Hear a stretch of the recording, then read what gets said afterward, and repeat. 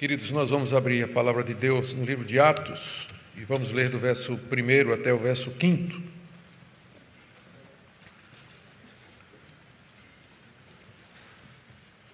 Livro de Atos, capítulo 1, do verso 1 até o verso 5. Escrevi o primeiro livro ao Teófilo, relatando todas as coisas que Jesus começou a fazer e a ensinar, até o dia em que foi elevado às alturas, depois de haver dado mandamentos por meio do Espírito Santo aos apóstolos que tinha escolhido. Depois de ter padecido, Jesus se apresentou vivo a seus apóstolos com muitas provas incontestáveis, aparecendo-lhes durante 40 dias e falando das coisas relacionadas com o reino de Deus. E comendo com eles, deu-lhes esta ordem: não se afastem de Jerusalém, mas esperem a promessa do Pai, a qual vocês ouviram de mim. Porque João, na verdade, batizou com água, mas vocês serão batizados com o Espírito Santo dentro de poucos dias. Até aqui a leitura, queridos. Ó Deus, pedimos mais uma vez a iluminação do Teu Espírito Santo para a compreensão da Tua palavra e a aplicação dela aos nossos corações. Em nome de Jesus. Amém. Queridos, na segunda passada nós demos início a uma série de mensagens nesse livro que é conhecido como os Atos dos Apóstolos. E nós vimos as questões introdutórias relacionadas ao livro. A questão de autoria, quem escreveu, para quem escreveu, quando escreveu, quais as circunstâncias. E nós destacamos que o tema central do livro é narrar o progresso geográfico do Evangelho, começando em Jerusalém, até os confins da terra. E dessa forma, então, nesse livro, Lucas registra como os apóstolos de Cristo, juntamente com a Igreja Apostólica, no período de 30 anos, cumpriu aquilo que Jesus havia mandado no verso 8. Vocês receberão poder ao descer sobre vós o Espírito Santo e serão minhas testemunhas, tanto em Jerusalém como em Judeia, Samaria, até os confins da terra. Antes de narrar o episódio que marca historicamente o início da igreja, que é o dia de Pentecostes, Lucas relata 3 eventos preparatórios que nós iremos ver, um por vez. Primeiro, a promessa do Espírito Santo que Jesus fez aos seus discípulos, que está aí do verso 1 até o verso 5, que é o que nós lemos, sobre isso que nós vamos falar hoje, está repetido no verso 8. O segundo evento é a ascensão de Jesus. Lucas narra como Jesus sobe aos céus, está aí do verso 6 até o verso 11, e depois a substituição de Judas, do verso 12 até o verso 26. Todos esses eventos, eles são preparatórios para o dia de Pentecostes. A promessa que é feita, a ascensão de Jesus, ele sobe aos céus para receber do Pai a promessa do Espírito e derramar sobre sua igreja. E era necessário que os apóstolos estivessem com o número completo, porque 12 é um número que tem um significado, representa o novo Israel. E os apóstolos correspondem, 12 apóstolos correspondem às 12 tribos do Israel do Antigo Testamento. Então era preciso completar o número de 12, para que o quadro apostólico ficasse completo e a analogia também. Hoje nós vamos ficar aqui do verso 1 até o verso 5, onde nós temos o relato da promessa que Jesus fez aos discípulos de que mandaria o Espírito Santo sobre eles. Eu vou dividir o texto, eu vou dividir a passagem em 2 partes principais. A primeira, do verso 1 até metade do verso 2, onde Lucas faz como que uma revisão ou um resumo do primeiro livro, daquilo que ele escreveu primeiramente. E depois da metade do verso 2 até o verso 5, ele vai falar daquelas coisas que Jesus, durante o período de 40 dias, ministrou aos seus discípulos, que são cerca de 5 coisas que eu quero depois ver com vocês. Então, primeiro, o resumo que Lucas faz da primeira obra, do verso 1 até o verso 2. Ele diz que esse livro, o livro de Atos, é o segundo de uma coleção de 2, porque ele já tinha escrito o primeiro, escrevi o primeiro livro, o primeiro já estava pronto quando Atos foi escrito, e já devia estar encaminhado para Teófilo. Nós vimos aqui que Teófilo provavelmente era um nobre romano recém-convertido que estava sendo catequizado, instruído nas coisas de Deus, e que Lucas entendeu que seria estratégico dar a ele, por escrito, 2 volumes. O primeiro, narrando a vida de Jesus, e o segundo, a vida da igreja. O objetivo de Lucas era confirmar Teófilo nas verdades nas quais ele já havia sido iniciado. Ele já tinha começado a aprender, já era um convertido, estava sendo discipulado, e essa obra de Lucas tinha como objetivo fortalecê-lo nessas verdades. Nós vimos que a razão pela qual Lucas gastou tanto tempo escrevendo uma obra dessa é porque provavelmente Teófilo seria a pessoa, uma espécie de patrono da obra de Lucas, dando condições para que ele escrevesse e também para que depois essa obra fosse copiada e distribuída, como de fato foi. Por isso, a importância de Teófilo. Aqui, Lucas começa o segundo volume, fazendo menção do primeiro, e resume o que é que ele escreveu no primeiro volume, que é o Evangelho. Está aí no verso 1, eu escrevi o primeiro livro, o Teófilo, relatando todas as coisas que Jesus começou a fazer e ensinar. Quando ele fala todas as coisas, é todas as coisas que são importantes e relevantes para que você aprenda, para que você tenha certeza das coisas em que você foi criado, ou instruído, perdão. Isso porque o próprio Evangelho de João, quando João termina o seu Evangelho, ele diz que Jesus fez muitas coisas que não estão escritas no Evangelho que ele relata. E diz que se alguém fosse escrever tudo que Jesus fez, os livros não caberiam no mundo. É o que a gente chama de um exagero santo, não é? Mas apenas para dizer que, com certeza, quando Lucas diz aqui que no Evangelho, no primeiro livro, ele relatou todas as coisas que Jesus começou a fazer e ensinar, a gente tem que entender o todas aqui relativamente. Porque, por exemplo, tem muita coisa em Lucas que não tem no Evangelho de João. Ressurreição de Lázaro, por exemplo, não está no Evangelho de Lucas, mas está no Evangelho de João. Então, todas aqui todas as coisas que interessam ao meu propósito, que é instruir você, Teófilo, tanto nas coisas que Jesus fez e ensinou, como naquelas que os seus discípulos, os apóstolos, fizeram. Talvez haja alguma intenção de Lucas, quando ele escolheu o verbo aí, relatar, o verbo começou a fazer e a ensinar. Aí ele poderia ter dito simplesmente, eu relatei as coisas que Jesus fez e ensinou, mas ele escolheu dizer que Jesus começou a fazer e ensinar, talvez com isso sugerindo a Teófilo de que o primeiro volume são as coisas que Jesus começou a fazer. E o segundo volume, que é o livro de Atos, são as coisas que Jesus continuou a fazer, só que agora ele estava fazendo através da sua igreja, através dos apóstolos, dos discípulos, dos primeiros cristãos. O Cristo glorificado, através de sua igreja, continuava a operar aqui no mundo, a realizar a sua obra e seguir com o plano que Deus havia estabelecido desde a fundação do mundo, que era reunir um povo para o louvor da sua glória. Então, no Evangelho, Jesus começou a fazer e a ensinar, e no livro de Atos ele continua a fazer e a ensinar, só que dessa feita através daquelas pessoas que ele levantou e colocou como líderes da sua igreja.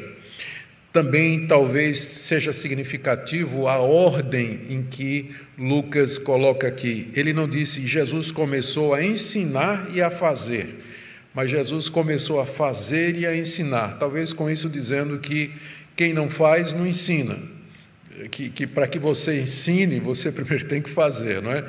Você precisa ter vida, você precisa mostrar que você crê, que você pratica, para que o seu ensino tenha autoridade. Jesus não somente ensinou, mas ele fez, primariamente ele fez. Ele amou, ele acolheu, ele perdoou, ele repreendeu, ele fez uma série de coisas que lhe davam autoridade, para nem falar nos sinais e prodígios realizados através dele. E o tempo que Lucas diz aqui, que a sua primeira obra cobre, é até a ascensão. Veja o início do verso 2, até o dia em que ele foi elevado às alturas. Ele foi elevado às alturas. E isso aqui está tudo, na verdade, o que a gente tem aqui, do verso 1 até o verso 11, é uma repetição de Lucas 24, do final do Evangelho de Lucas. Só que aqui Lucas dá mais detalhes de coisas que ele não diz lá em Lucas 24, o final do Evangelho. E essas coisas que ele não disse lá no Evangelho, ele vai dizer aqui agora, porque o livro de Atos, aqui no início do livro de Atos, ele quer preparar o leitor para o que vai acontecer um capítulo adiante, que é o dia de Pentecostes. Então, o Evangelho, ele vai até o dia em que Jesus foi elevado às alturas. Aqui você pode fazer uma conta, que Jesus foi elevado às alturas 40 dias depois da sua ressurreição, e, portanto, Pentecostes acontece 10 dias depois, porque Pentecostes é 50 dias depois da Páscoa. Essa conta a gente vai fazer aqui daqui a pouco, para a gente ter na cabeça mais ou menos a sequência. Mas a primeira parte é essa daqui. Lucas começa o livro de Atos, dizendo que é o segundo volume, que no primeiro ele tinha escrito a respeito das obras e das palavras de Cristo, que ele iniciou a fazer, e que essa história cobria até a sua ascensão. E agora, do metade do verso 2 até o verso 5, Lucas detalha, e na verdade ele vai fazer isso até o verso 8, mas isso aí vai ficar para a próxima segunda-feira. Ele detalha o que é que Jesus ensinou aos seus discípulos durante os 40 dias que apareceu a eles.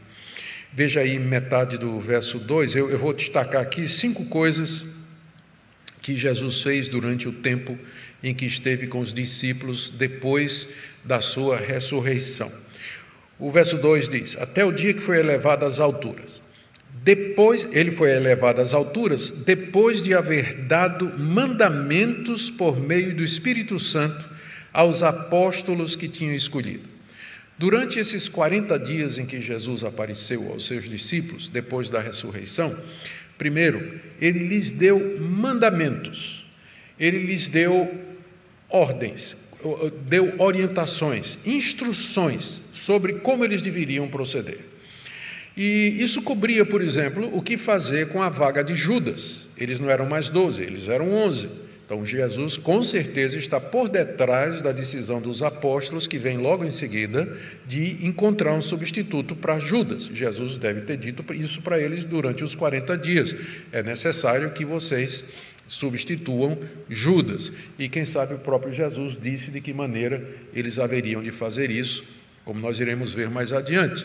Jesus pode ter encorajado durante esses 40 dias, está tudo aqui dentro dessa primeira coisa. Jesus deu mandamentos, Jesus ordenou que eles permanecessem fiéis e firmes diante das perseguições que eles haveriam de sofrer, uma vez que eles tinham o conhecimento agora pleno da verdade. Jesus os consolou, Jesus deu instruções a respeito da missão deles, que seria levar o Evangelho até os confins da terra. Então, durante 40 dias, Jesus deu mandamentos para eles. Não é que Jesus não tinha dado antes. Durante os 3 anos que Jesus estava aqui, Jesus deu mandamentos, deu orientações para eles, Sermão do Monte, por exemplo. Mas agora esses mandamentos estão relacionados com a missão que Jesus tinha dado para eles de ir pelo mundo todo e pregar o Evangelho a toda criatura. Como é que eles iam fazer isso? Com que autoridade eles iam fazer isso? Que encorajamento eles precisavam para fazer isso? Que dificuldades eles teriam que enfrentar? Que providências eles precisavam tomar? Durante 40 dias, Jesus deu ordens para eles, instruiu como eles deveriam ir em frente e cumprir o mandamento. Note que ainda dentro desse dado mandamentos do verso 2, que Lucas diz que Jesus fez isso por meio do Espírito Santo. Esse detalhe é importante porque identifica Jesus como sendo o Messias. No Antigo Testamento, os profetas se referiram ao Messias como sendo alguém cheio do Espírito Santo. Era alguém sobre quem o Espírito do Senhor repousava e que, portanto, era alguém que iria derramar o Espírito Santo sobre o povo de Deus. Por exemplo, Isaías capítulo 11, verso 1 e 2: do tronco de Jessé sairá um rebento, e das suas raízes brotará um renovo. Repousará sobre ele, está falando do Messias, repousará sobre ele o Espírito do Senhor, Espírito de sabedoria, de entendimento, Espírito de conselho, de fortaleza, o Espírito de conhecimento e de temor do Senhor. Isaías diz claramente que da raiz de Jessé, Jessé é o pai de Davi, da descendência de Davi virá aquele sobre quem o Espírito do Senhor repousará. Está falando do Messias. O Messias seria cheio do Espírito Santo.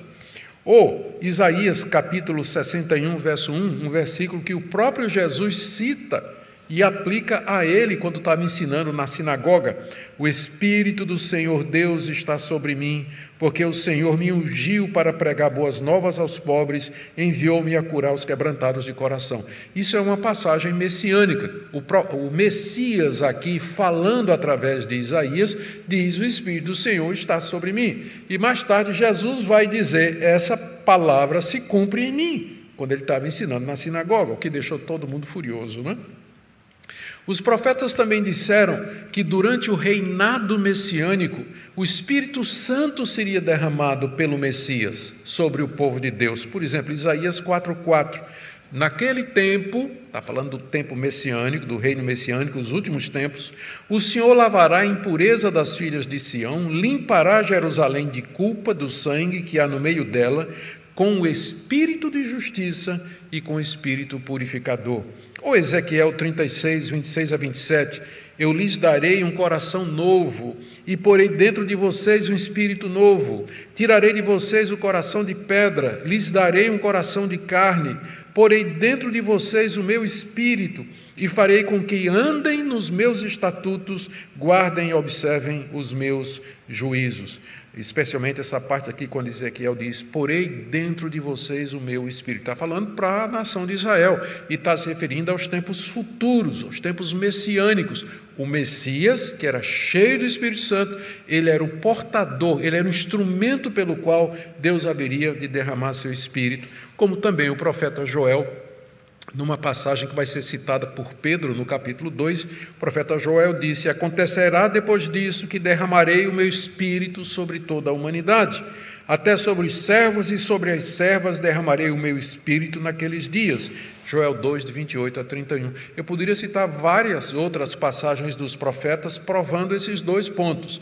Primeiro, que o Messias seria cheio do Espírito, o Espírito do Senhor estaria sobre o Messias, e que durante o reinado messiânico, durante o tempo messiânico, o Espírito seria derramado sobre o povo de Deus, na verdade, sobre toda a humanidade, todos aqueles de entre a humanidade que se tornarem filhos de Deus mediante a fé em Jesus Cristo. Então, quando Lucas diz aqui que Jesus deu mandamentos por meio do Espírito Santo, isso é significativo, porque 2 versículos mais adiante, Jesus vai dizer: eu vou batizar vocês com o Espírito Santo.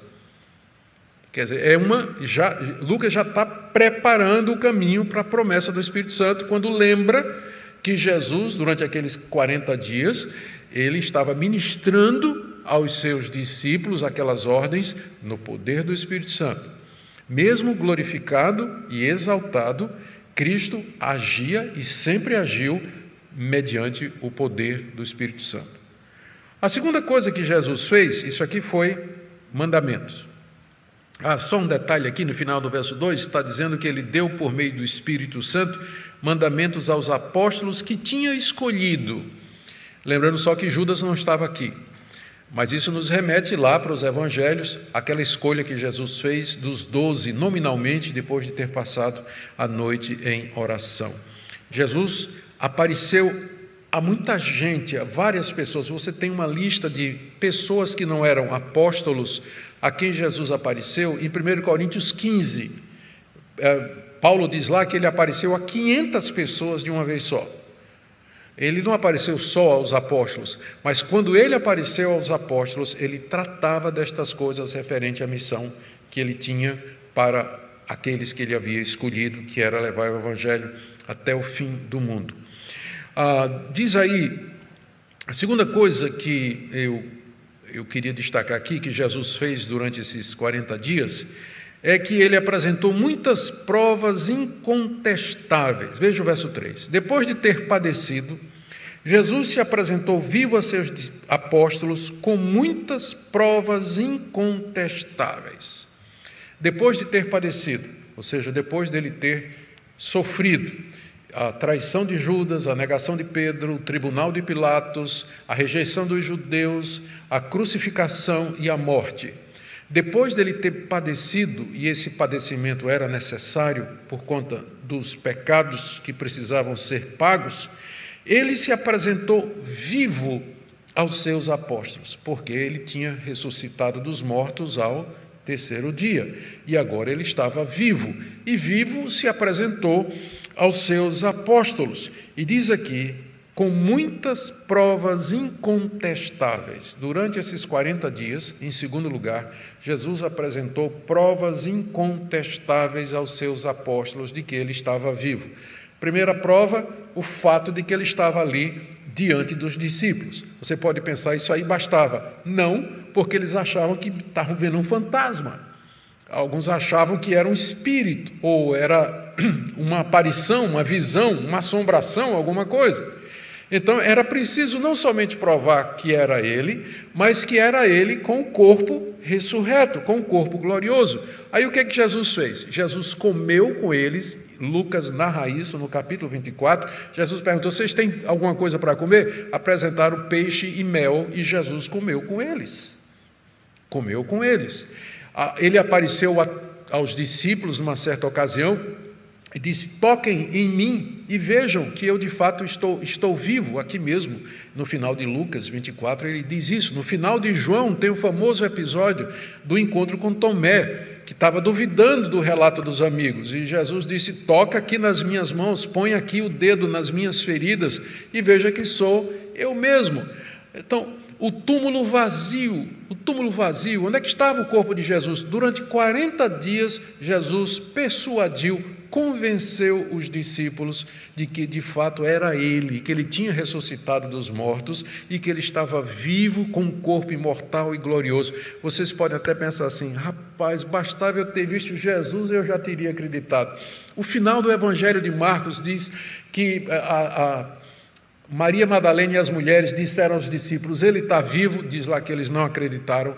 Depois diz que os discípulos no caminho de Emaús viram Jesus, contaram aos 12, eles não acreditaram, aos 11, eles não acreditaram. Finalmente Jesus apareceu para eles e Marcos diz, e eles também não acreditaram. Porque mortos não surgem, eles não voltam.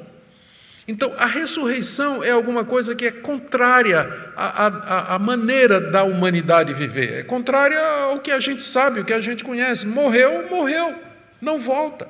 A gente está acostumado com isso. A gente já enterrou gente que continua enterrada. O cemitério está cheio de gente que está lá do jeitinho que foi enterrada há milênios. Então, não é uma coisa natural. Por isso que Jesus, durante 40 dias, se ocupou em convencer os discípulos através de provas incontestáveis. Apareceu várias vezes, comeu com eles, se deixou tocar por eles para que eles vissem que o corpo dele era real e lhes deu todas essas instruções. Por que essa preocupação de Jesus em dar para eles provas incontestáveis? Porque eles seriam as testemunhas da ressurreição de Cristo. Porque eles seriam aqueles que Deus mandaria ao mundo para dizer, Cristo vive. O Cristo, o Jesus que foi morto em Jerusalém, rejeitado pelos judeus, condenado por Pilatos, crucificado pelos romanos, esse é o Filho de Deus. E ele está vivo. Nós somos testemunhas disso. Essa vai ser a base da pregação dos discípulos daqui para frente. Nós somos testemunhas da ressurreição de Cristo. Nós estivemos com Ele, nós comemos com Ele, nós tocamos nele. Como é que João começa o evangelho dele? Como é que João começa, a sua primeira carta? Aquele que era desde o princípio, aquele que nós vimos, aquele que nós tocamos, aquele que com quem nós conversamos, o Verbo se fez carne. Então, eles eram as testemunhas que Deus levantou. E por isso que foram eles que escreveram o Novo Testamento. E quando não foram eles, foi alguém próximo deles, autorizado por eles para fazer. O Novo Testamento é o registro escrito do testemunho apostólico.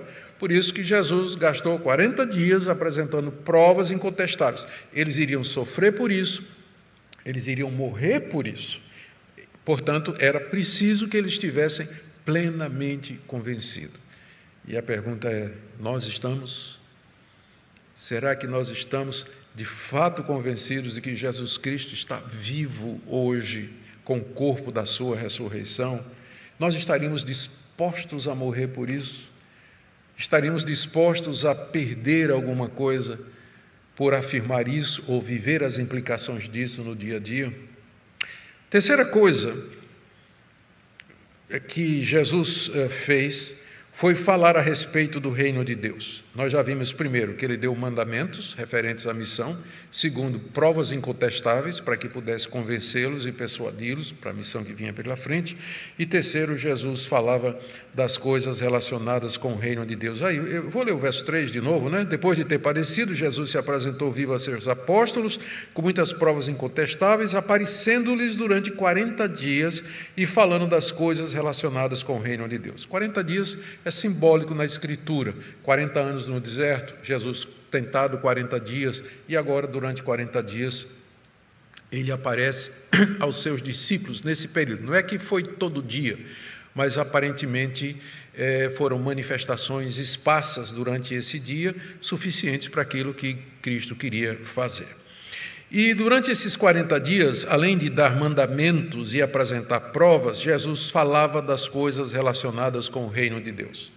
O reino de Deus é o tema dominante dos 4 evangelhos. E Jesus começou seu ministério falando do reino de Deus.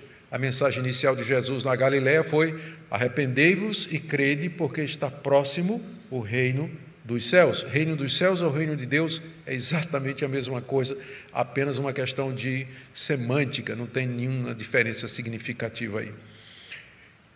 É um dos temas principais dos evangelhos. O reino de Deus significa o domínio de Deus sobre o mundo, sobre toda a sua criação. No livro de Atos, esse tema, a expressão aparece poucas vezes, algumas vezes aqui no início e algumas vezes no final. O livro de Atos acaba dizendo que Paulo, lá em Roma, pregava o reino de Deus desimpedidamente. Então, a expressão reino de Deus começa o livro de Atos e termina o livro de Atos, para dizer que o que está acontecendo no livro de Atos é exatamente o avanço do reino de Deus aqui nesse mundo. Então, Jesus gastou durante os 40 dias, nas vezes que ele apareceu, ele conversou com os discípulos a respeito do reino de Deus, e tinha muita coisa para conversar. Primeiro, a natureza do reino. Os discípulos, os apóstolos, eram judeus, e os judeus tinham uma noção do reino de Deus, onde a próxima etapa, eles estavam esperando a chegada do Messias. Só que o Messias viria em glória, era um Messias político, era um Messias militar, que viria para libertar Israel do jugo romano e estabelecer a nação como sendo a mais importante de toda a terra. E de lá, de Jerusalém, o Messias haveria de governar o mundo. Eles estavam esperando isso, era um Messias político. Talvez foi isso que fez com que Judas se decepcionasse. Quando ele viu que Jesus não estava ligando para glória, para dinheiro. A gota d'água foi quando Maria derramou aquele unguento, aquele perfume caríssimo nos pés de Jesus, e Judas disse: mas que desperdício. E Jesus disse: não, ela fez certo. Aí Judas disse: eu já vi que ele não tem interesse em glória, já vi que ele não está interessado nessas coisas. Aí o que é que eu posso fazer para tirar algum proveito? Vou vendê-lo, né? Vou vendê-lo. Então, quem sabe, quando ficou claro para Judas que Jesus não seria o Messias político, o Messias libertador, poderoso que viria, quem sabe a decepção dele, não sei, especulação. Mas o ponto é que os judeus estavam na expectativa da chegada desse Messias, que viria à frente de legiões, com poderio militar suficiente para subjugar Roma e libertar os judeus do seu jugo. Jesus ensinou uma coisa nova aos seus discípulos. Ele tentou ensinar isso durante o período coberto pelo Evangelho, mas aparentemente não entrou na cabeça deles. É que o Messias de fato viria, mas em duas etapas. Na primeira etapa, o Messias viria como servo sofredor, o Filho de Deus, para pagar pelo pecado do seu povo. E ele viria inaugurar o reino dessa forma. O reino seria inaugurado pela vinda do Messias como sofredor, como aquele que haveria de pagar o pecado do seu povo. Uma segunda etapa seria o retorno dele, que é chamado de segunda vinda. E aí sim, quando ele vier uma segunda vez, ele vem em glória, ele vem com os anjos, ele vem nas nuvens, todo olho verá, vai se assentar no trono do universo, vai julgar as nações e vai dar início ao estado eterno, a imortalidade, o novo céu e a nova terra. Então, a vinda do Messias, na verdade, é em duas etapas. E é isso que os discípulos de Jesus não tinham entendido. É por isso que quando Jesus diz, convém que eu vá para Jerusalém morrer, o que é que Pedro disse? Mas de maneira nenhuma, Senhor, tu és o Messias, tu vai morrer em Jerusalém? E Jesus teve que virar e dizer, sai, Satanás, porque por trás estava o diabo, né? No ouvido de Pedro, né? Então, sai, Satanás, você não entende das coisas de Deus. Então, os discípulos tinham essa ideia, e a gente vai ver que eles continuaram durante esse período até com essa ideia, porque quando Jesus fala da vinda do Espírito Santo, eles vão perguntar, será que é aí que o Senhor vai restaurar o reino a Israel? Né? Eles ainda vão fazer esse tipo de pergunta. Apesar de todo o ensinamento de Cristo, eles não entenderam que o reino vem em duas etapas. É uma espécie de sobreposição, não é? A história continua, mas o reino de Deus já veio. O reino de Deus já está presente com a vinda do rei. Ele já morreu, ele já ressuscitou, ele está sentado no trono do universo, aguardando o momento de trazer o reino à sua plenitude. É por isso que no Evangelho você tem as duas coisas.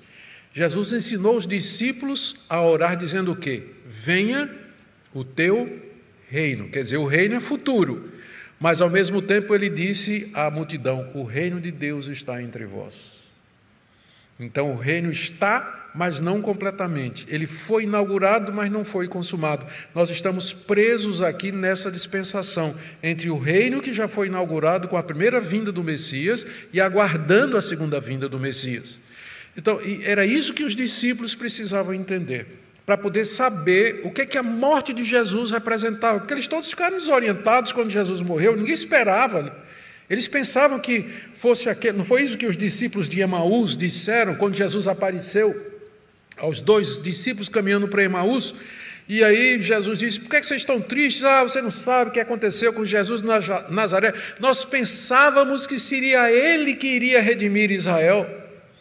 Era esse o pensamento, né? Por isso que as multidões, quando Jesus entra a cavalo, montado no jumento, aliás, em Jerusalém, Hosana ao que vem no nome do Senhor, Hosana ao grande rei, era porque a multidão sabia que ele ia morrer na cruz? Coisa nenhuma, porque pensava que ele era o filho de Davi, o Messias glorioso que iria iniciar uma revolução para libertar os judeus da mão dos romanos. E até hoje tem gente iludida a respeito de Jesus, né? Eles querem o Jesus da glória, o Jesus da bênção, o Jesus da vitória, mas o Jesus da cruz humilde que derrama seu sangue para a salvação de pecadores, isso aí ninguém está interessado na cruz, todo mundo quer a glória, todo mundo quer a glória. Jesus, durante 40 dias, falou a respeito das coisas referentes ao reino de Deus. Explicou a natureza do reino, explicou de que forma o reino viria, a necessidade da sua morte. Lá no final de Lucas, capítulo 24, que bate com essa passagem aqui, está dito que Jesus abriu o entendimento deles para que eles pudessem entender a Escritura. Jesus mostrou tudo o que dele estava escrito na lei, nos profetas e nos escritos. 40 dias seria pouco, né, para falar a respeito de todas estas coisas, mas como as visitas de Jesus eram intermitentes, elas foram suficientes para aquilo que o mestre queria que eles soubessem. Então, eu disse que eram 5 coisas que Lucas diz aqui que Jesus fez durante os 40 dias. Primeiro, ele deu mandamentos. Segundo, ele apresentou provas incontestáveis de que estava vivo. Terceiro, falou das coisas relacionadas com o reino de Deus. E quarto, deu uma ordem. Verso 4. E comendo com eles, aqui mais uma das provas, não é? Durante uma dessas refeições que Jesus fez em comum com eles, deu-lhes esta ordem: não se afastem de Jerusalém, mas esperem a promessa do Pai, a qual vocês ouviram de mim. Jesus determinou todos esses Jesus apareceu a eles, principalmente, mormente em Jerusalém. Era lá que eles estavam e foi lá que Jesus se manifestou para eles. Durante esses 40 dias, depois da Páscoa, os discípulos se reuniam naquele chamado cenáculo, que é o mesmo local onde eles haviam celebrado a última ceia e onde Jesus instituiu a ceia do Senhor, e que se tornou o local de encontro dos discípulos no livro de Atos. E é provavelmente o mesmo local onde vai ter o dia de Pentecostes. Esse local, alguns acham que era a casa de João Marcos, era a casa da mãe de João Marcos, era o primeiro andar da casa, o chamado cenáculo, não é? Então, Jesus apareceu durante 40 dias, provavelmente naquele mesmo lugar, aos discípulos, apesar de que no Evangelho de João há o relato de uma vez que Jesus se manifestou aos discípulos quando eles tinham ido pescar. Eles foram pescar e Jesus apareceu para eles e comeu também, inclusive, com eles, não é? Realizou mais um sinal, uma pesca abençoada ali e tudo mais. Mas desse tempo, comendo com eles durante os 40 dias, provavelmente lá no cenáculo, Jesus disse que eles não se afastassem de Jerusalém, que era o local onde eles estavam quando Jesus deu essa ordem. Eles não deviam sair de Jerusalém. Talvez porque Jesus tinha dito, ide por todo o mundo, pregai o evangelho a toda criatura, eles estavam dizendo, vamos lá, né? Vamos começar. Jesus disse, não, ainda não. Vocês não estão prontos ainda. Falta uma coisa acontecer, né? Falta uma coisa muito importante acontecer. Na verdade, faltava 2. Não é completar o número dos 12 e a chegada do Espírito Santo. Mas das 2 é evidente. O destaque é para o dia de Pentecostes e o poder do Espírito que eles iam precisar. Então, eles não deveriam sair ainda. Eles já sabiam que deviam ir pregar o Evangelho ao mundo todo, já tinham inclusive o esquema, mas era necessário que eles esperassem. Não saiam de Jerusalém, porque é em Jerusalém que vai se cumprir a promessa do Pai. E por que Jerusalém? Porque agora a gente sabe, né, na hora os discípulos talvez não percebiam, porque ali em Jerusalém é que se celebravam as festas religiosas dos judeus. Páscoa já tinha acontecido e a próxima seria Pentecostes, que é uma festa religiosa dos judeus que apontava para a profusão, a liberalidade, a comer os frutos da terra, toda a riqueza que Deus havia dado e que isso estava ligado à obra do Espírito Santo. Por isso eles tinham que ficar em Jerusalém, porque o Espírito viria no dia de Pentecostes. Isso eles não sabiam ainda. Mas hoje, olhando para trás da nossa posição privilegiada, a gente sabe disso, a gente pode entender. Mas a ordem de Jesus foi, não saiam de Jerusalém. A razão, aqui vem a 5ª coisa que Jesus fez. A razão é a promessa. Jesus lhes dá uma promessa. Na verdade, ele reitera a promessa. Não se afastem de Jerusalém, mas esperem a promessa do Pai, a qual vocês ouviram de mim. Porque João, na verdade, batizou com água, mas vocês serão batizados com o Espírito Santo dentro de poucos dias. Esperem a promessa do Pai. O que é a promessa do Pai? É a promessa da vinda do Espírito Santo. Por que é chamada a promessa do Pai? Porque foi o Pai que lá no Antigo Testamento, falando pelos profetas, anunciou a vinda do Espírito Santo. Eu li pelo menos 5 passagens para vocês que falam a respeito dos profetas falando a respeito da vinda do Espírito Santo através do Messias. O Pai, através dos profetas, no Antigo Testamento, havia prometido o Espírito Santo a seu povo. Por isso que é chamado a promessa do Pai. O Pai fez essa promessa. Mas não somente o Pai tinha feito, Jesus diz aqui, a qual vocês ouviram de mim. O próprio Jesus havia dito isso. No final do Evangelho de Lucas, Lucas está se referindo a isso aqui. No verso 48, vocês são testemunhas dessas coisas. Eis que envio sobre vocês a promessa de meu Pai. Permaneçam, pois, na cidade até que vocês sejam revestidos do poder que vem do alto. O próprio Jesus já tinha dito para eles, já tinha anunciado para eles. E talvez dos evangelhos o que mais destaca isso é o Evangelho de João. O Evangelho de João, eu anotei aqui várias passagens. No Evangelho de João, Jesus aparece falando do Consolador, do outro Consolador, que ele haveria de mandar o Parácletos. A palavra Parácletos, que é traduzido como Consolador, palavra grega que significa alguém que é chamado ao lado. Daí a ideia de consolo, a ideia de conforto e a ideia de advogado também. Parácletos pode ser traduzido como advogado, como é traduzido lá, 1 de João, capítulo 2. Se alguém pecar, temos um Parácletos junto ao Pai, Jesus Cristo, justo, um advogado, alguém que está ao meu lado para me defender por conta dos meus pecados. João 14:16, João 14:26, João 15:26, João 16:7, todas essas passagens, nessas passagens, Jesus tinha dito aos seus discípulos: eu vou mandar o Consolador, o Espírito da verdade que o mundo não pode receber. Ele vai guiar vocês em toda a verdade, ele vai falar de mim, ele vai me exaltar, ele não vai falar de si mesmo. O mundo não pode receber esse Espírito, mas ele estará em vocês, ele virá sobre vocês. Jesus ensinou isso aos seus discípulos, por isso ele diz aqui: não saiam de Jerusalém até que a promessa do Pai, que vocês ouviram também de mim, aconteça, até que vocês sejam, verso 5, batizados com o Espírito Santo. Aqui Jesus cita o episódio de João Batista. Quando João Batista apareceu, o precursor de Jesus, ele apareceu dizendo que batizava com água, mas que viria alguém maior do que ele que batizaria com o Espírito Santo. Jesus aqui relembra isso aos seus discípulos para mostrar a continuidade histórica do que vai acontecer.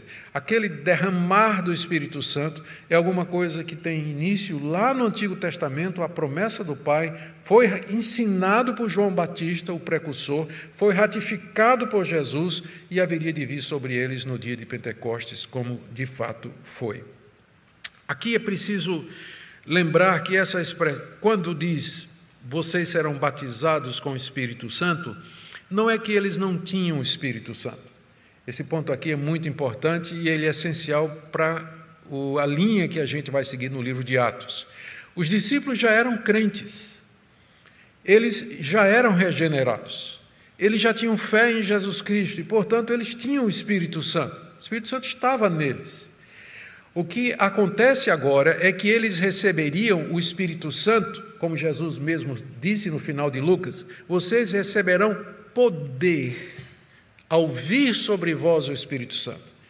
Então, o batismo com o Espírito Santo aqui não se refere, no caso dos apóstolos, à recepção inicial do Espírito Santo, como acontece conosco. Quando uma pessoa se converte, então ela é batizada com o Espírito Santo. O batismo tem a ver com um rito inaugural, um rito de iniciação. Então, ninguém pode ser crente se não tiver o Espírito Santo, se o Espírito Santo não vir habitar no coração dele. Então, assim como o batismo é o rito pelo qual você entra na igreja, o batismo com o Espírito Santo é o rito pelo qual, ou o momento pelo qual você entra na igreja invisível, no corpo de Cristo, você pertence ao povo de Deus. Então, é isso que acontece hoje, esse é o procedimento normal. Na época dos apóstolos, lembram o que eu falei, o livro de Atos está narrando o período de transição do Antigo Testamento para o Novo. Os discípulos já eram crentes ao estilo do Antigo Testamento. O que aconteceria agora é que eles seriam capacitados com poder e dons espirituais para poder ministrar a palavra de Deus ao mundo. E é isso essa é a diferença que existe entre, pensando em termos da obra do Espírito Santo, o Antigo Testamento e o Novo. Eu sei que muitos de vocês foram ensinados da seguinte maneira: no Antigo Testamento ninguém tinha o Espírito Santo. A pessoa, né, eu não sei como é que Abraão pôde crer se ele não tinha o Espírito Santo, né? E Davi não tinha o Espírito Santo, Moisés não tinha o Espírito Santo. Tem até um episódio em que Deus diz assim: eu vou tirar o Espírito que está em ti, Moisés, e vou colocar sobre os 70 anciãos. Mais adiante aqui no capítulo 2, Pedro vai dizer que Davi, pelo Espírito, falou da ressurreição de Cristo. É claro que eles tinham o Espírito Santo. A diferença de Pentecostes é que o Espírito veio com poder sobre todos os membros do povo de Deus, capacitando-os através dos dons espirituais para que eles possam cumprir a ordem de Jerusalém até os confins da terra, pregando o Evangelho. É isso que Pentecostes representa, é isso que a gente vai ver quando chegar no capítulo 2. Mas aqui nós já estamos preparando o caminho para isso que nós queremos dizer. E Jesus disse: vocês vão ser batizados com o Espírito Santo dentro de poucos dias. Ou seja, ele não deu uma data exata, exatamente para deixar os discípulos na expectativa, em oração, aguardando a chegada do Espírito Santo. Hoje, nós sabemos que aconteceu 10 dias depois. 10 dias depois dessas palavras, foi quando o Espírito Santo veio. Porque entre Páscoa e Pentecostes são 50 dias. Jesus ressuscita final da Páscoa. Passa 40 dias. E o Espírito vem em Pentecostes, então, 10 dias, não é? Depois de 10 dias disso aqui, o Espírito Santo veio no dia de Pentecostes sobre eles. Queridos, essa é o primeiro evento preparatório para Pentecostes. Eu disse que eram 3. O primeiro é a promessa da vinda do Espírito Santo.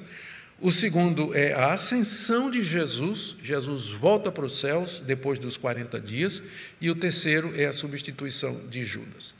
Próxima segunda, se Deus quiser, nós vamos ver a ascensão de Jesus e o que é que ela representa. O que é que ela representa no livro de Atos e para nós. E quais são as lições que a gente pode tirar de tudo isso para nós? A primeira é agradecer a Deus que Ele levantou pessoas como Lucas, que escreveram sobre a vida de Jesus, escreveram sobre a igreja de Jesus. Porque se eles não tivessem escritos, nós não teríamos a menor ideia.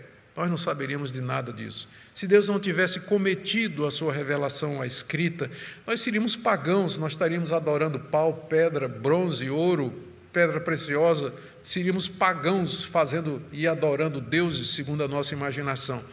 Mas Deus, na sua misericórdia, nos deu a sua revelação escrita.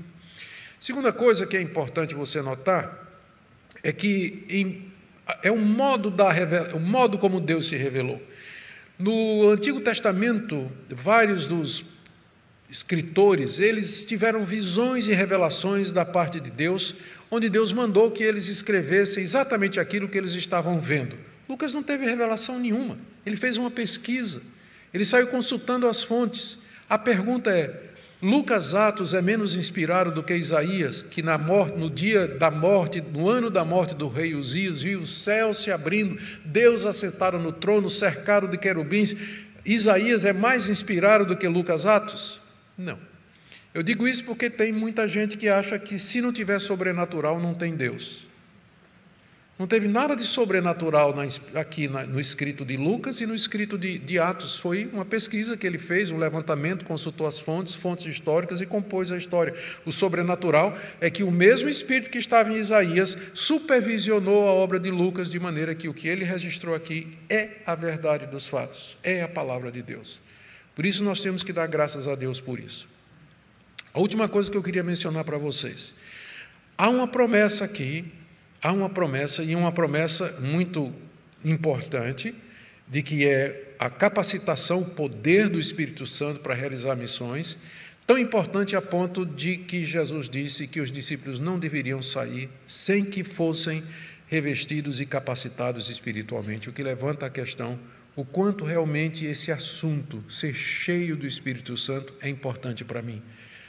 Veja como era importante aqui. Jesus diz: não saiam de Jerusalém, até que a promessa se cumpra, até que vocês sejam capacitados para fazer a obra. Com frequência a gente sai para fazer as coisas de Deus, quaisquer que sejam elas. Deus nos chamou com vocações distintas, qualquer que seja o seu trabalho, a gente vai para o mundo, a gente vai para a sociedade, vai para outras pessoas e a gente não se prepara, a gente sai de casa sem uma oração, a gente sai de casa sem ler a Bíblia, orar, sem pedir que Deus nos encha do Espírito Santo e vamos lá para o meio da boca do leão, lá para a tentação, lá para todas as dificuldades e desafios, e nem ao menos nos lembramos que o Espírito Santo foi dado à sua igreja para capacitá-la a ser testemunha nesse mundo. O quão isso é importante para nós. Eu espero que o estudo do livro de Atos desperte no seu coração desejo de servir a Deus, de ter essa plenitude do Espírito e de servi-lo aqui nesse mundo de todo o coração. Amém?